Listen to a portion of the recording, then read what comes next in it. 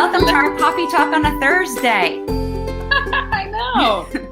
We normally do these on Friday, but we just have to make it work when we can make it work as moms and drop-offs, and then inviting this beautiful woman in between us here to make everything work. So you are getting a treat on a Thursday.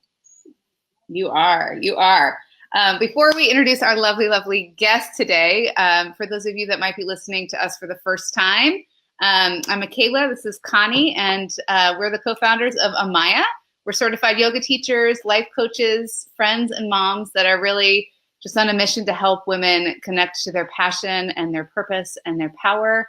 We offer online programs, live workshops, and retreats to really help women cultivate what I just said, all of those things, and to really live an empowered and joyful life. These are our coffee talks, and these are just conversations that we're having with our circles, we're having with our students and the women in our lives, and conversations that we think are really powerful and important for us women to be having. So we bring them onto the coffee talk, and we bring lovely experts like Chrissy today to share their wisdom with us and to inspire and connect, just talk about things that are really important. So as we're talking, as you may be watching the replay, give us a comment, let us know who you are, let us know how this is landing, share your wisdom with us. We really want this to be an engaging and interactive conversation today. So Connie, who's this beautiful guest we have today?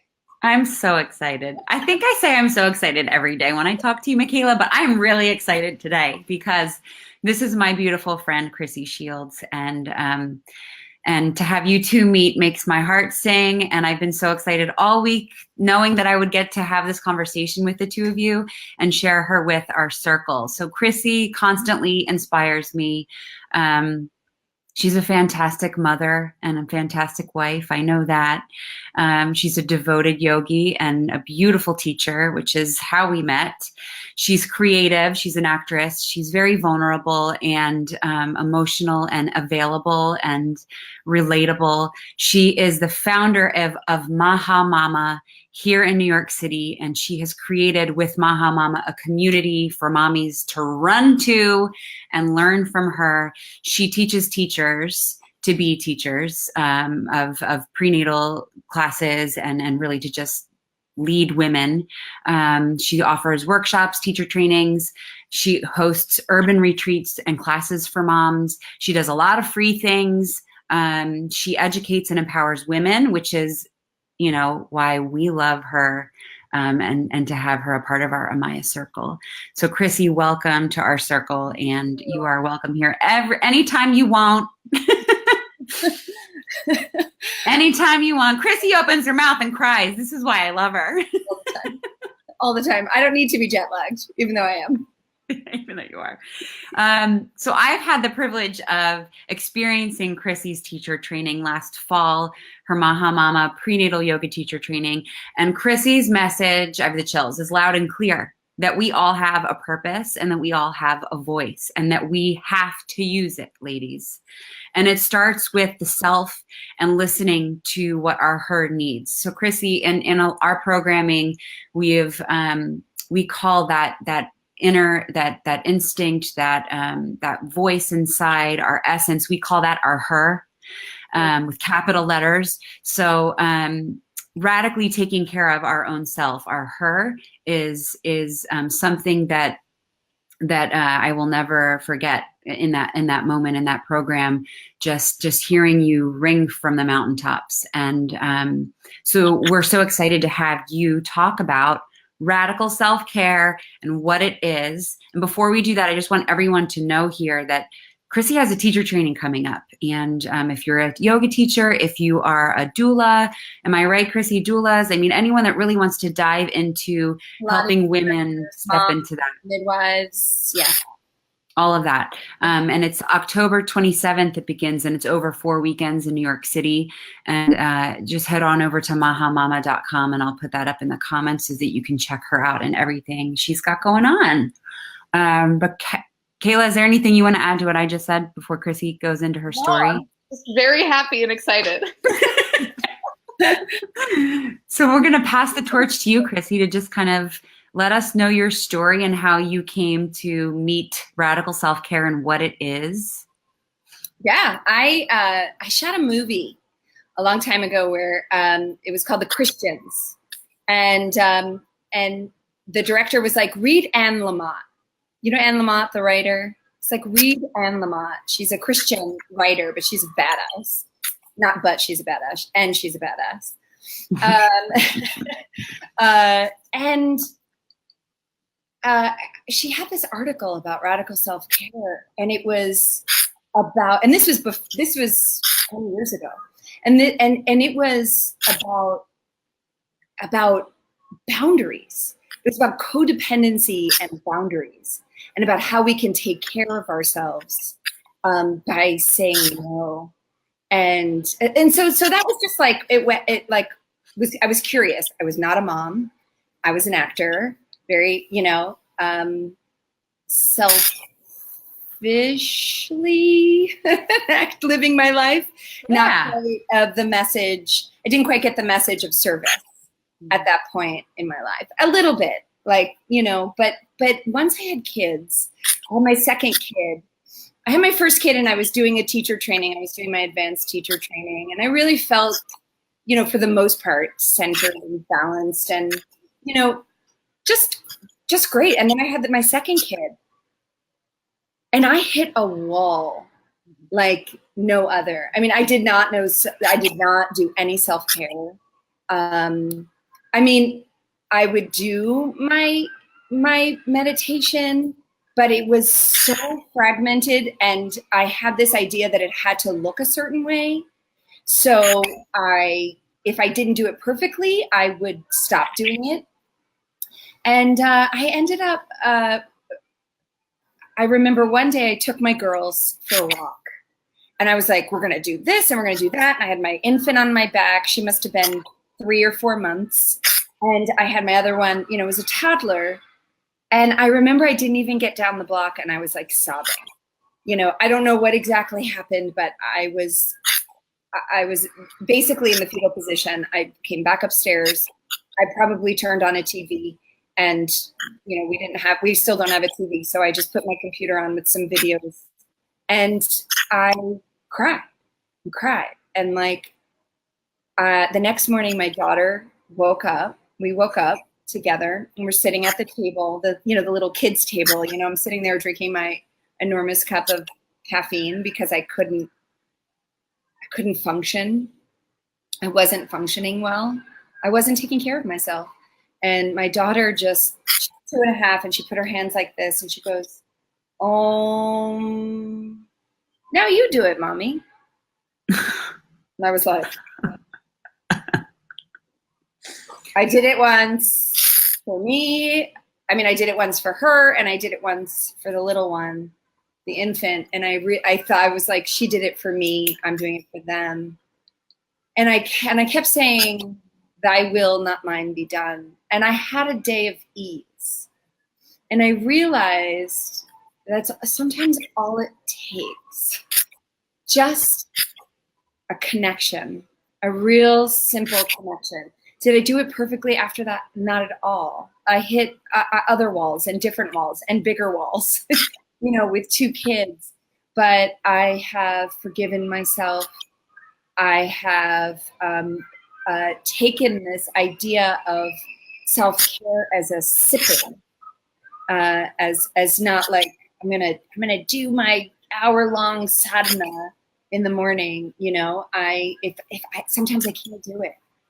And I got this message loud and clear in the last 4 months, and it's been really great to come back to that story and remember where I was and now where I am now with a 7 and 9-year-old, which is cool. I think we needed to hear that today, didn't we, Kayla? Yeah. Definitely. Thanks, Chrissy. Yeah. A lot of, I'm seeing so much of the stories that Connie and I share about our own version of, after our second child, we both in our own way found ourselves in a similar situation as you. It's interesting to me. And I can see that and hear that in your story. So thank you for sharing that. Yeah, for sure. I think it's important to talk about it too. I mean, just to derail a second, as as a mom, I don't know, and not having a village like I grew up in, I don't really remember watching my mom and my aunts fall apart. I just don't. And maybe they talked about it not in front of us. Maybe, certainly, but I just think it's really, you know, especially in this day and age where like everybody's posting the most, you know, perfect pictures on Instagram, you know, 3 weeks postpartum or like X, Y, and Z. And I think, you know, there's just so much happening in a home when your family is expanding and you know, it's unknown territory. And for people to talk about it, I think helps prepare the next mom and the next mom to just like, you know, in class the other week, there was a woman that was like, I'm going to speak nicely to myself this week because I noticed, like, I don't remember what I gave them, like a little something to share. And she was like, my intention for this week is to talk nicely. And I was like, you are ahead of the game, girlfriend. Like, that's amazing because we just compare ourselves to other moms and how perfectly they're doing it. But it's a mess sometimes. Yeah. And to even know that you're talking negatively to yourself.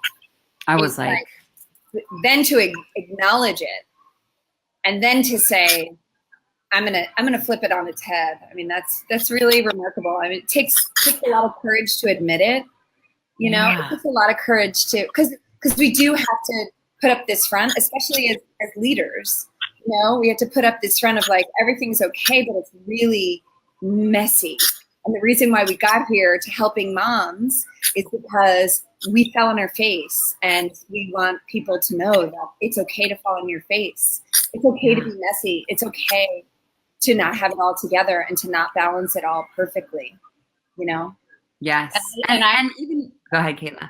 I was just going to say, I do think conversations like this, the work that, you know, you're doing, we're doing, it's changed. I think that's changing. I think we're all becoming aware to the fact that this being isolated and suffering alone through the lens of this like facade of perfectionism that you see on social media, it's not working.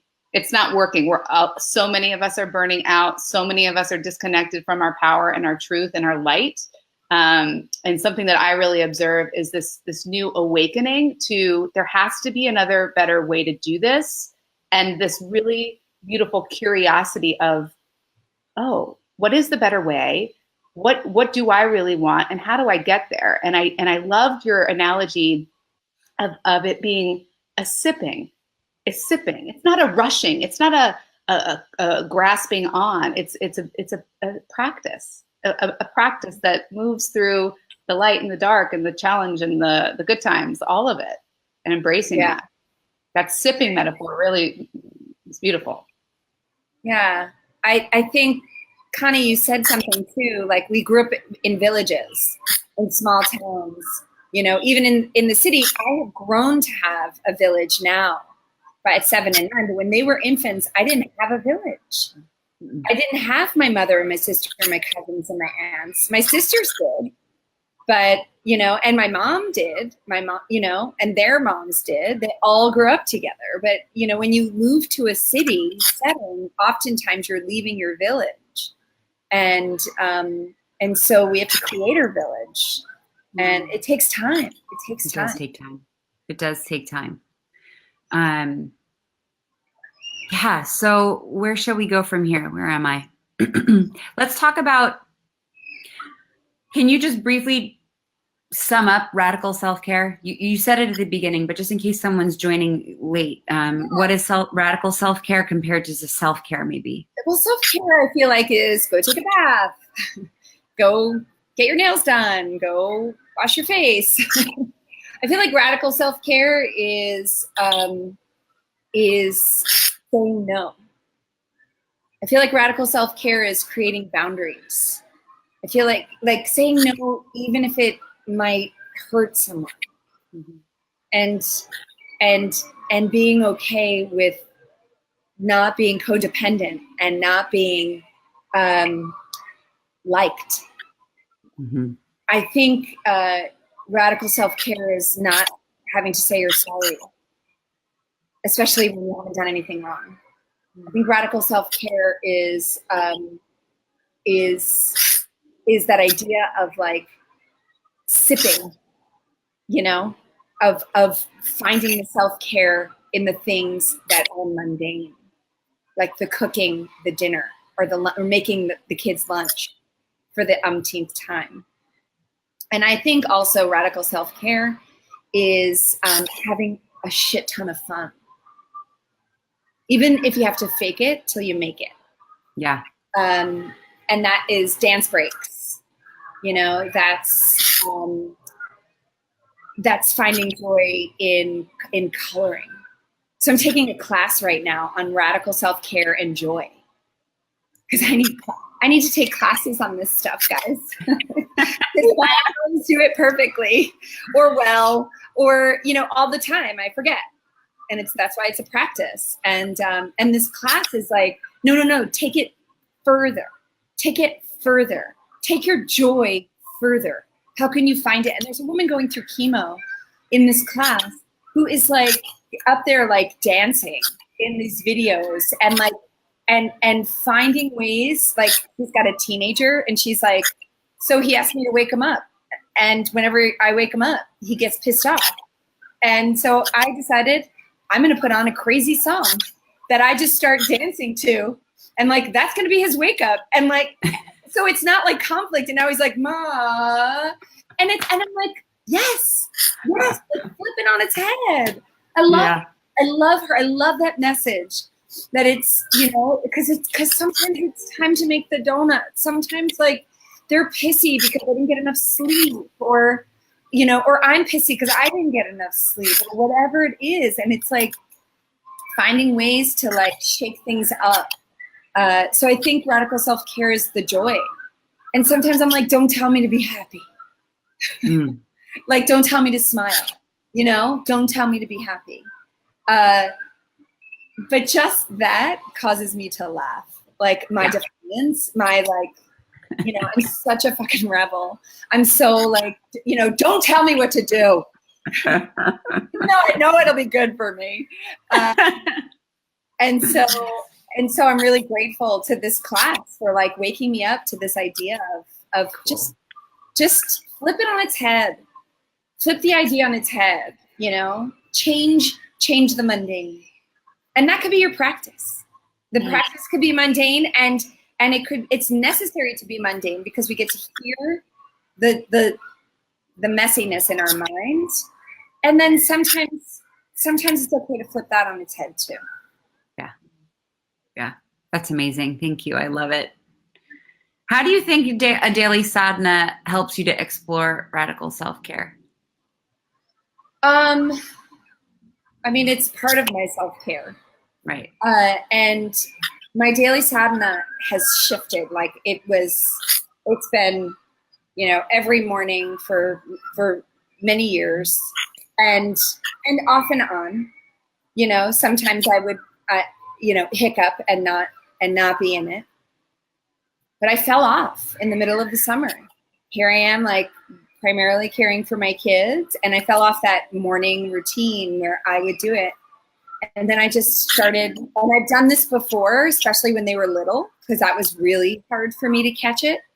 And I just started incorporating it through our day.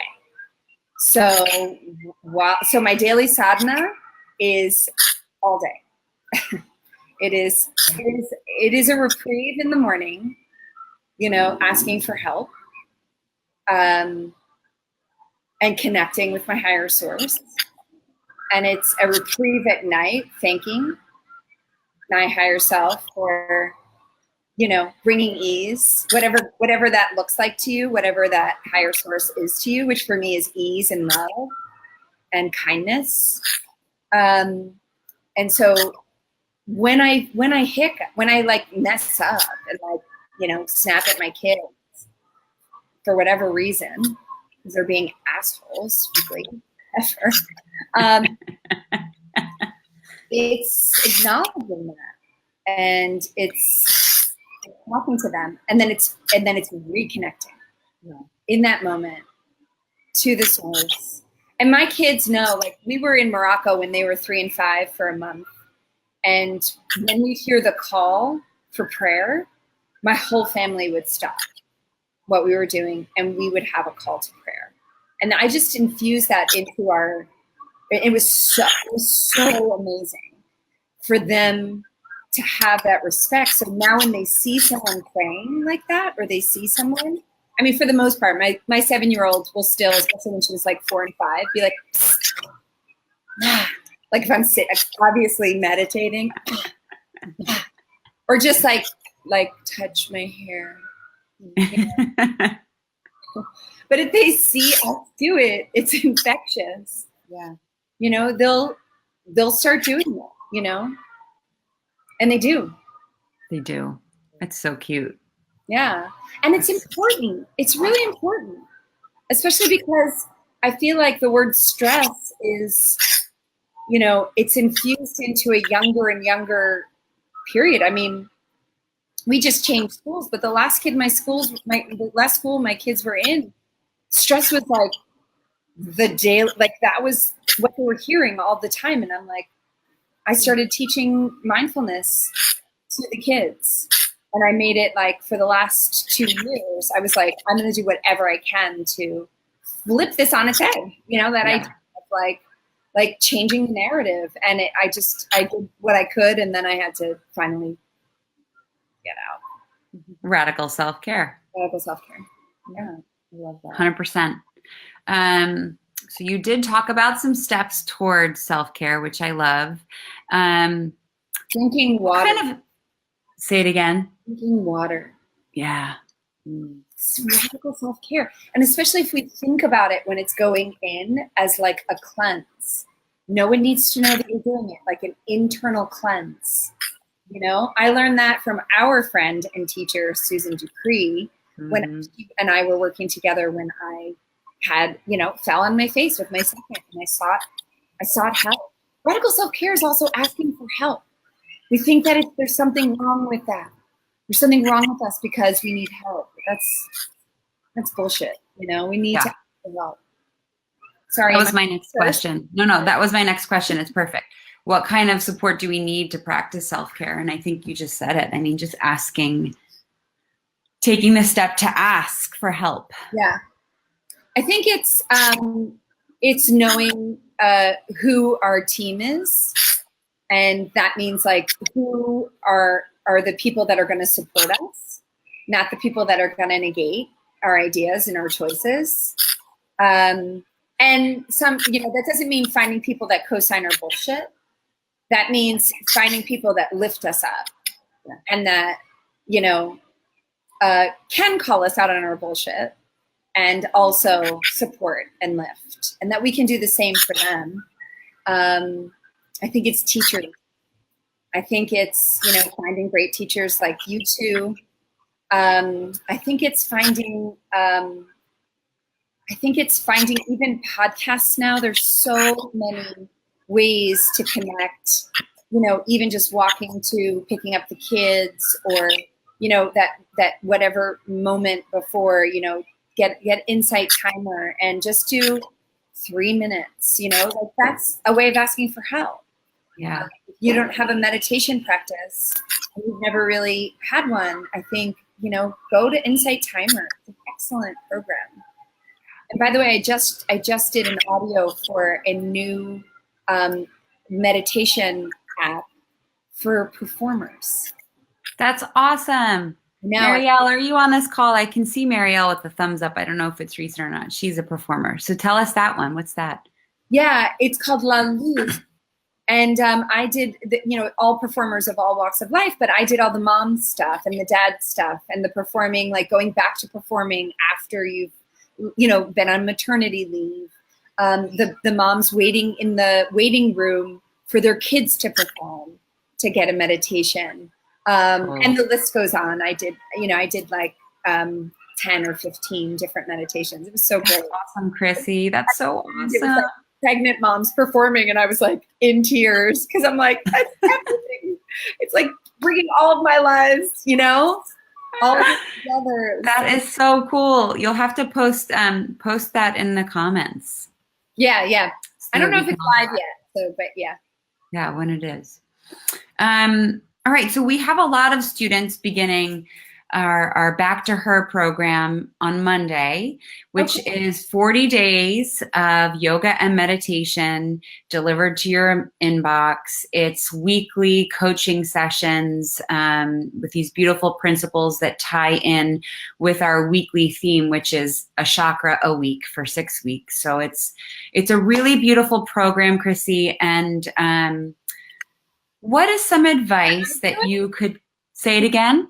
Can I do it? Yes, of course you can do it. We would be thrilled. Yeah. So what's some advice that you have to, as someone who has been practicing sadhana, and Chrissy and I have like the same lineage, our teacher's teachers, or teachers' teachers. So Chrissy has been practicing sadhana in very similar ways as I have for many more years. So with all your wisdom and knowledge, what's some advice you would give to some people that are new to this kind of idea, Um, meditating and yoga every day? yeah, I would say that if you miss, it's okay to get on your cushion and even just take 3 breaths and call that your sadhana.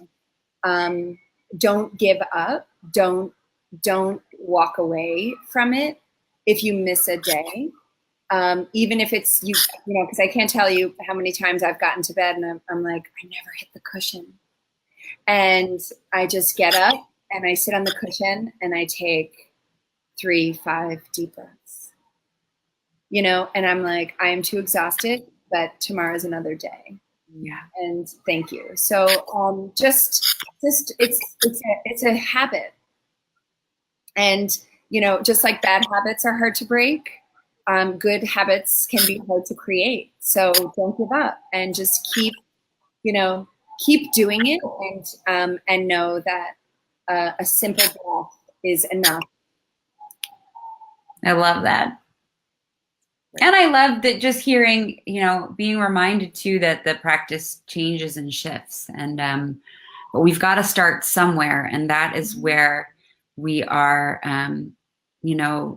just trying to create this platform for women to just start. Just start. Yeah. No, I think it's only because I have had a formal years of formal training where I can forgive myself and be okay with it. And it took years of me with this perfection idea of like, it has to look a certain way. It has to be a certain way. I mean, I remember when I was breastfeeding my toddler and I was going through our lineage, Dharma's 300-hour training. And I remember I'd be like frustrated because I had to nurse her to sleep. And I was rushing to do my practice in order to get her to sleep, or she'd wake up in the middle of the practice or whatever. And finally, it was gazing. It was gazing at someone I love. That was the practice. And I finally took this picture of Amma, who's the devoted, mama, who's the most loving mama of all mamas, right? And I taped it to the side of her. We attached her crib to my bed. It was like a side. So she was like 1, and I would have this picture of Amma, and I was like nursing her while I'm gazing, and she would stop and like look up and look at me, and then start nursing again, and then look at me looking at Amma, and look at Amma, and look at me, and then nurse again. And every time we did it, she was asleep in like 5 minutes, 10, like she was asleep like that because I was okay. And that was the practice. I'm like, oh, I'm rushing to get this done just to get it done. I'm not doing the practice. I'm getting frustrated because she's breaking it up. It's not doing the practice. The practice is living the practice. So it doesn't have to look any certain perfect way. That has been my takeaway from this practice. Thank you. Isn't that exciting? Ladies that are taking the program, you can see where this evolves to, because it's like Sally Kempton talks about, I think it was, I don't remember if I listened to her book or listened to her in a podcast, but she talked about like thinking about the practice as being like in traffic and being able to be on a motorcycle and like weave in and out of the traffic. Like it just becomes part of the flow. And I'm as you're saying that, that's what I'm thinking of, like just how, and you just return. It's a new day, you return. All right, Kayla, shall we go through the Oprah questions quick? Sure. Fine, Chrissy, just a couple more minutes. These are, I'm sure if you listen to podcasts, I'm a big Oprah podcast fan. I listen to it every day. And she always asks her guests like these really simple yet powerful questions. And I want to take your lead and ask you some questions if you're open for it. Yeah. Okay. So it's fill in the blank. So I'll start and then you just complete the sentence. Okay. Okay. The purpose of the human experience is? To love. Meditation is? Ease. Uncomfortability. Just one word. Comma. Like it's not, because it's sometimes boring. It's true. It is. It's true. It's actually, meditation is water. It's essential. Life is? Interesting. Love is? Everything. The advice I would give my younger self is? Relax. No, I hate that word. That's not what I would say. Because don't you hate it when people are like, relax? And you're like, fuck you. Yeah, I am relaxed. Relax. So what is it? Life is? What I would tell the advice I would give my younger self is? Honestly, what I would tell my younger self is chances are it doesn't matter. I am my most alive when? I am with my girls. What I know for sure is? What I know for sure is, boy, I'm not letting this roll out of my, I went blank because I was like, I'm not sure that I'm most myself when I'm with my girls. It's like sometimes it's actually by myself. And I've been with them for so much for the last 4 months. Sorry, this is supposed to be one word and like rapid fire, right? Am I failing this test? No, you're perfect. Keep talking. But I'm most alive when I am telling the truth. And I and what was the last one? What I know for sure is? What I know for sure is that I don't know jack shit. Oh, you do, girl. You do. Yeah, but like what I know for sure is I have so much to learn. For sure. Yeah. And that's what makes you so wonderful. As do we all. Yeah. Chrissy, thank you so much. Thank you so much. It was so nice to meet you. Oh, yes. I'm just looking at us like three witchy women that need to sit around something and do something. So stay tuned, Amaya Circle, because I feel a collab coming on. I do too. I need to meet in person. Yeah. Yeah. Kayla, do you want to close us out? Sure. With what? Well, just that little last highlighted guy, or do you do it? Oh, yeah. We kind of talked about it. We have our Back to Her program. It starts next Monday. So if, we've been talking a lot about self-care and, radical self-care and sadhana. You're hearing that word a lot. Yoga meditation is a beautiful way to connect with yourself and to practice radical self-care. So if you're interested in our program, you can go to backtoher.amayacircle.com/register. Connie is going to put the link in there for you. If you have any questions, reach out to us. And also make sure you check out the link for Chrissy and her upcoming teacher training. I love the work you're doing, Chrissy. We are so inspired by you, and Same. Yeah.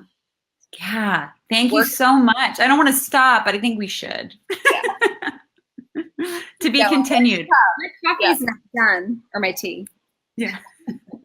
I realized, oh God, we're doing a coffee talk and I had to fill up again. But can you guys see this? It says almost now you speak. And I took a sip from it right when we started. And the woman that got me this cup, Carrie, I haven't talked to her in a long time. She literally texted me when I took a sip. We're all connected, y'all. We're all connected. I love it. Have you actually like shown your kids that? Like, do you see this? Up. Basically. I think I've shown it to Tony, I'm sure. Yeah, I was really slowly. right in the face. Yeah. There's been times this last 4 months where I'm like, we just need to have a moment. It's been, and you have to say it like that. You can't be like, I need a moment. It has to be like, yes. It's intense traveling with the children and living abroad. Yeah. And in great ways and in challenging ways. So I really all of it. Yeah. You guys are awesome. Keep Thank doing you, what Chrissy. you're doing. Thank you. Yeah. Thank you. And I see Kyle and Marielle are here. So thanks for joining us, ladies. And if you've got anything for Chrissy, you can type it in the comments and she can come back in and say hi later. But thank you again for your time, Chrissy, and your love. And have a great weekend. We're almost to Friday. And we'll catch you soon, ladies. Thank you. Bye.